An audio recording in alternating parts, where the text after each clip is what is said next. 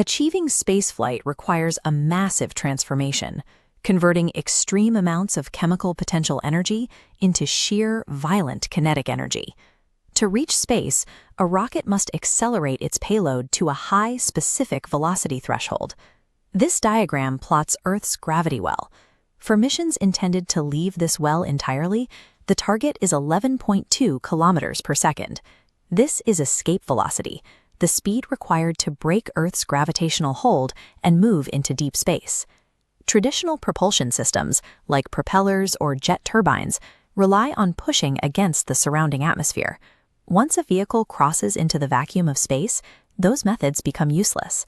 In a vacuum, the only physical mechanism for generating thrust relies on Newton's third law of motion. By violently expelling gas in one direction, the vehicle is forced to accelerate in the exact opposite direction. The immediate engineering consequence of this law is massive. From the exact moment of liftoff, a rocket must carry both its payload and the immense weight of its own propellant, the reaction mass it intends to burn and throw away. Ultimately, a rocket is a machine designed to fight its own mass to conquer gravity. To evaluate how a rocket solves this extreme mass-to-velocity problem, engineers rely on a specific metric. This is a chart plotting thrust against specific impulse, or ISP. Specific impulse is the ultimate measure of rocket efficiency. It calculates how effectively a system converts a given unit of propellant into thrust over time. A higher specific impulse is heavily desired because it means less propellant mass is required to achieve the exact same change in velocity. The less fuel you carry, the more payload you can deliver to orbit. This metric is directly dictated by exhaust velocity. The faster the expelled gases exit the rear of the rocket, the higher its specific impulse. However, maximizing specific impulse does not solve the entire equation.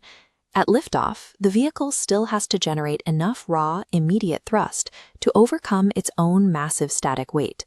This establishes the central tension of all aerospace engineering, the uncompromising trade-off between raw lifting power and absolute fuel efficiency.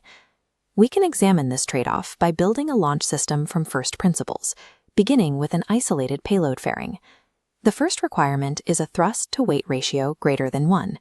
The engines must generate an upward force greater than the immense weight of the fully fueled vehicle resting on the launch pad. Solid rocket motors offer a brute force solution. By burning a molded block of solid fuel and oxidizer, they deliver massive, immediate thrust, capable of punching through the thick lower atmosphere. Once solid propellant is ignited, it cannot be throttled or shut down. It burns uncontrollably until completely depleted.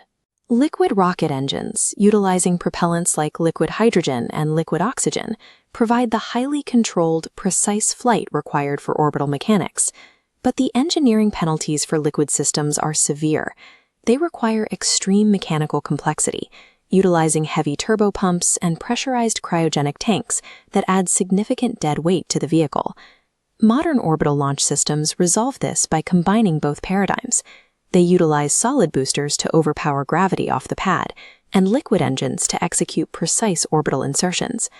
As the vehicle accelerates through the lower atmosphere, aerodynamic drag scales exponentially. This intense atmospheric friction, combined with the heat radiating from internal engine combustion, subjects the entire structure to extreme thermal stress. Preventing structural disintegration under these forces requires advanced material science to reinforce the vehicle without adding excessive mass. Aluminum alloys are chosen for the main airframe due to their optimal strength-to-weight ratio. At high-stress nodes and stage joints, engineers integrate titanium and carbon fiber. Down in the combustion chamber, Inconel superalloys are mandatory to survive extreme heat. A rocket's skin and skeleton are a direct physical reflection of the atmospheric violence it is forced to endure. Even with optimized materials and advanced propulsion, pushing a fully intact rocket frame to an orbital velocity of 11.2 kilometers per second is mathematically unfeasible. As the rocket burns fuel during ascent, its empty fuel tanks and large lower engines become parasitic mass, pure dead weight that requires thrust to carry, but contributes nothing to forward velocity. The architectural solution is staging. By jettisoning the exhausted first stage mid-flight, the vehicle drastically drops its total mass.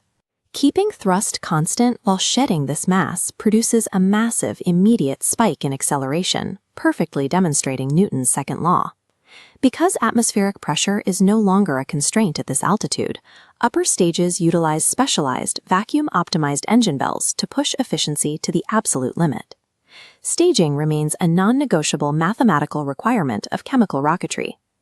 Once the payload successfully reaches the vacuum of deep space, gravitational pull and atmospheric drag become negligible. This shifts the mission parameters entirely. In this environment, raw thrust no longer matters. Specific impulse dictates the mission's lifespan. For deep space probes, electric propulsion, often called ion propulsion, provides the ultimate high-efficiency, low-thrust solution. Ion drives use electrical energy to ionize gas and expel it at extreme speeds.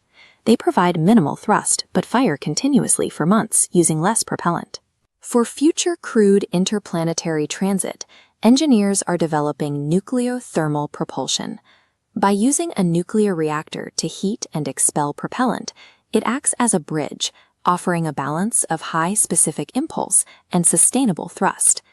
Deep space exploration actively discards the violent, explosive power of chemical rockets in favor of patient, ultra-efficient physics. The historical model of multi-stage rocketry conquered orbit, but it was economically devastating. Engineers were forced to discard millions of dollars of precision hardware into the ocean on every single launch. While the physical laws of staging remain absolute, modern advances in avionics and software algorithms have shifted the economic equation.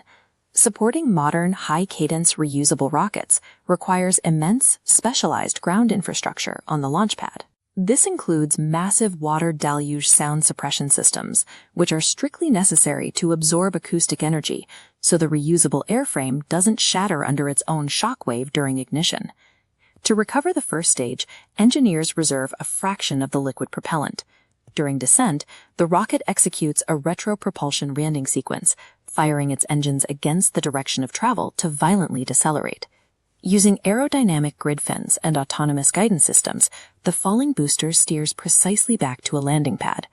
Reusability leverages superior software and throttleable liquids to transform parasitic mass into a retrievable asset. Escaping Earth is an uncompromising physical barrier that cannot simply be brute-forced with infinite fuel.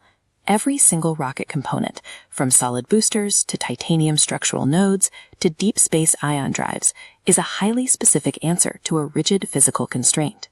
Rocket science is the ultimate exercise in constrained optimization. It relies on continually balancing mass, thrust, and efficiency to expand humanity's reach into the cosmos.